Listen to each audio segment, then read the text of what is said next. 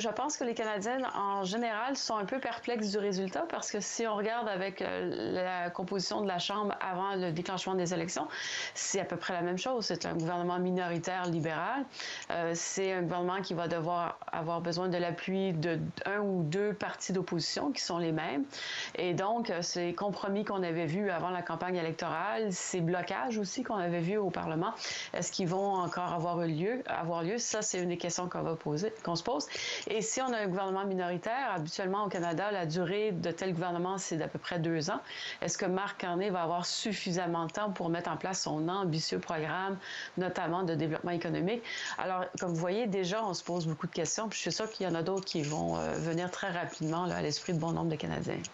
On va jeter un coup d'œil à une carte. Au regard de la carte des résultats, ça montre un pays divisé. Oui, ça montre un pays divisé. Il faut faire attention parce qu'il y a certaines circonscriptions qui sont très grandes, donc on peut penser que le vote libéral dans l'Ouest ou le Nord-Ouest est important, mais c'est pas tout à fait le cas. C'est des régions qui sont très peu peuplées. Ce qui est important, c'est la région de Toronto. On pensait que Toronto, puis ça c'est au sud du pays, on pensait que Toronto allait être beaucoup plus libéral que ce qu'on a vu hier soir. Les conservateurs ont réussi à conserver et même gagner certains comtés. Et donc, ce qu'on est en train de voir, c'est une fracture entre les villes et les régions rurales. On le voyait déjà par les élections passées, mais là, on dirait que c'est en train de se cristalliser. Donc, il y a vraiment une dynamique différente entre ces deux catégories de circonscriptions et ça va être difficile de faire des liens. Alors, on va voir comment tout ça va pouvoir s'arrimer, mais effectivement, le cœur de la bataille, c'était l'Ontario et on voit que c'est divisé entre le bleu et le rouge, donc les conservateurs et les libéraux. Et avant de poursuivre cet entretien, je vous propose de regarder ce portrait de Marc Carney préparé par notre correspondante à Montréal, Catherine François. C'était tout un défi, un pari risqué. Se faire élire par les Canadiens sans avoir d'expérience en politique. C'est ce que vient de faire Marc Carney. Son CV impressionnant dans le monde de la finance internationale a pesé fort dans la balance des Canadiens. Marc Carney est né en 1965 dans les territoires du Nord-Ouest, mais il a grandi à Edmonton, en Alberta, avec ses parents enseignants. Il étudie en économie. Il obtient un baccalauréat de l'université Harvard en 1988, puis une maîtrise et un doctorat de l'université d'Oxford. C'est là qu'il rencontre celle qui va devenir sa femme en 1994, Diana Fox, une économiste britannique avec qui il a eu 4 filles. Au début de sa carrière, Marc Carney travaille chez Goldman Sachs pendant 13 ans, à Londres, Tokyo, New York et Toronto. Il est nommé gouverneur de la Banque du Canada en février 2008 et gère la crise financière internationale. C'est la responsabilité de la Banque du Canada, le gouvernement du Canada, de vous assurer que notre système financier va être là dans des temps difficiles. Okay, everybody's ready. Le premier ministre conservateur de l'époque, Stephen Harper, vante alors son travail. Il essaye même d'en faire son ministre des Finances, mais Marc Carney a refusé. Il quitte la Banque du Canada en juin 2013 pour prendre les rênes de la Banque d'Angleterre. Il est le premier gouverneur non britannique de l'institution. We are well prepared for this. Et c'est lui qui va gérer le Brexit, une autre crise majeure. De retour au Canada en 2020, Marc Carney devient l'envoyé spécial des Nations Unies pour l'action climatique et la finance. Il préside aussi à partir d'août 2023 le conseil d'administration d'un fonds d'investissement international. Son nom a circulé ces dernières années comme possible successeur de Justin Trudeau, qu'il a conseillé sur le plan économique. Mais il attend sa démission le 6 janvier pour sauter dans l'arène politique. Et se faire élire chef du Parti libéral le 9 mars avec 86% des voix. Cet homme discret, que l'on dit pourvu du sens de l'humour, devient alors Premier ministre non élu, présente un gouvernement restreint et déclenche des élections le 23 mars. Ce grand amateur de hockey sur glace était sur la liste des 100 personnes les plus influentes du monde du Time Magazine en 2010. Le voilà maintenant Premier ministre du Canada, avec d'autres gros défis à relever.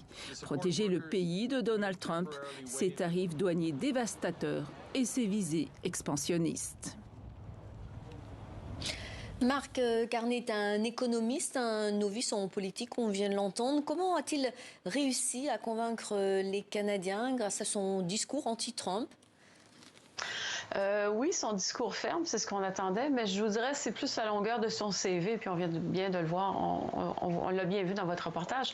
Et donc, il a un bagage, il sait négocier lors de crises majeures, de crises économiques. On parlait du Brexit à l'époque, on parlait de la crise financière de 2008-2009. Il connaît aussi beaucoup de gens. Lors de ses 9 jours de premier ministre, avant que la campagne électorale soit déclenchée, il est allé faire un tour en France, après au Royaume-Uni. Il a parlé à plusieurs personnes et donc il sait comment agir sur la scène internationale. Et donc, je pense que toutes ces qualités-là font de lui peut-être la bonne personne pour répliquer à Donald Trump. C'est pas un politicien de carrière et je pense que ça aussi, ça l'a séduit certains Canadiens. C'est-à-dire qu'il arrive avec des idées neuves, une façon de faire qui est différente, qui est peut-être moins polarisante que ce qu'on a vu par le passé, parce qu'à la fin de son mandat, Justin Trudeau ne faisait pas l'unanimité et on lui reprochait justement cette façon d'agir vis-à-vis l'adversaire qui est peut-être pas celle qu'on recherchait. Et donc, M. Carney, lui, arrive avec quelque chose, une approche neuve, une nouvelle vision, et on pense que ça pourrait nous aider. On a essayé autre chose par le passé avec Donald Trump, ça ne fonctionne plus, il faut s'ajuster, et je pense que M. Carney représente bien l'ajustement qui est recherché par plusieurs Canadiens. Et justement, on va partir maintenant aux États-Unis, retrouver Elisabeth Guedel, notre correspondante à New York. Bonjour Elisabeth, le libéral Mark Carney a remporté les législatives au Canada. Qu'est-ce que ça augure des relations avec les États-Unis ? Écoutez, les Américains découvrent en se réveillant ce matin la victoire de Mark Carney, réalisent à quel point les Canadiens sont prêts, sont déterminés à affronter leur président, un Donald Trump qui hier encore, en pleine élection donc au Canada, a laissé entendre que c'était lui qui devait diriger le pays et qui a réitéré sa volonté d'annexer le Canada, d'en faire le 51e État américain. Alors Donald Trump n'a pas encore rencontré Mark Carney, les deux hommes se sont juste parlé au téléphone depuis que Mark Carney est devenu le Premier ministre canadien. Donald Trump s'était de toute façon engagé à entamer très vite des négociations avec le vainqueur de l'élection, donc une rencontre très prochainement devrait être annoncée. Comme le souligne la presse américaine, dans un sens, Donald Trump a un certain respect pour Mark Carney qui a renversé donc le cours de cette élection canadienne de façon spectaculaire avec ce retour du Parti libéral dans la course. C'est un économiste qui a dirigé deux banques centrales en pleine crise, donc ça force un peu l'admiration de Donald Trump, et puis c'est quelqu'un qui veut défendre à tout prix, coûte que coûte, les intérêts de son pays, et il a prévenu, Mark Carney, les Canadiens, que ça allait engendrer quelques sacrifices. Donc Donald Trump, on s'attend du côté américain à des négociations difficiles avec le Canada. En tout cas, ce que vont garder très près les Américains, c'est cette rencontre entre les deux hommes, en tout cas mi-juin, puisque le Premier ministre va accueillir les dirigeants du G7 pour un sommet dans une station de montagne du Canada. Merci Elisabeth Guedel pour ces précisions depuis New York. Et l'on retrouve Geneviève Tellier. Avec la victoire de son parti, Mark Carney va devoir rapidement faire ses preuves face à Donald Trump tout en renouant des relations avec les États-Unis. Est-ce que c'est un défi qu'il peut relever? C'est un peu un jeu d'équilibriste. Oui, c'est un défi qu'il peut relever. Il l'a démontré lors de son appel avec M. Trump. À la suite de cet appel-là, on a remarqué chez le président américain beaucoup plus de respect vis-à-vis notre premier ministre, vis-à-vis le Canada aussi. Pendant plusieurs jours, il ne nous a pas traités de 51e État américain. Ça l'a changé, même hier, il est revenu à la charge. Mais c'est quand même possible d'avoir ces discussions-là, ces conversations-là. Je pense que M. Carney aussi va être bien préparé. Et il ne faut pas oublier qu'on a une équipe ici au Canada. M. Carney, oui, c'est le premier ministre du Canada, mais on a aussi 13 premiers ministres provinciaux et territoriaux qui font partie aussi de l'équipe de négociation et qui, eux aussi, s'activent depuis très longtemps pour essayer de lancer cette nouvelle ronde de négociations-là. Et M. Carney est capable de s'entourer de ces personnes-là, c'est-à-dire qu'il leur a déjà parlé, il leur parle régulièrement à ses premiers ministres provinciaux, territoriaux, et on sent qu'on va avoir une équipe Canada qui va pouvoir aller voir les Américains pour faire cette fameuse négociation. Maintenant, ce que je pense, c'est les Canadiens vont vouloir voir quelque chose rapidement. Alors, est-ce que M. Carney et M. Trump vont se parler cette semaine, par exemple? Est-ce qu'on va commencer déjà à annoncer des dates pour renégocier l'entente de libre-échange? Est-ce que M. Trump va dire « oui, je viens vous voir au G7 » parce que c'est encore un point d'interrogation qu'on a. Alors, ce sentiment d'urgence ou de rapidité, je pense que les Canadiens le veulent et probablement M. Carney aussi le veut. Alors, j'ai bien l'impression que la semaine ne fait que commencer et qu'il va y avoir encore beaucoup de choses qui vont pouvoir se passer d'ici quelques jours. La Chine s'est dite mardi prête à développer les relations avec le Canada, relations qui sont extrêmement tendues depuis plusieurs années. En quoi la victoire de Mac Carney peut changer les choses sur le plan international, diplomatique ? Beaucoup de choses, justement, d'arriver avec des nouvelles propositions. Alors, effectivement, ça va mal avec la Chine et c'est étrange parce que sous le mandat de Justin Trudeau, au début, Justin Trudeau était bien regardé par la Chine.